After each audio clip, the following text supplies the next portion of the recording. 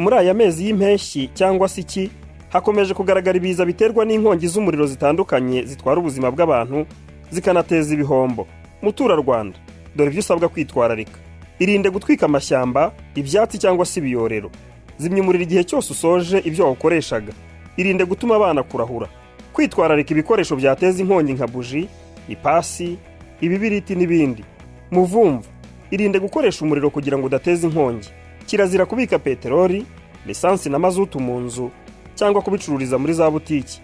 Gutabariza ku gihe kuri nomero 111 na 0788 311 224 cyangwa se nanone 0788 311 120 z'ishami rya polisi rishinzwe ubutabazi no kuzimya inkongi kugira ngo hakorwe ubutabazi bwihuse.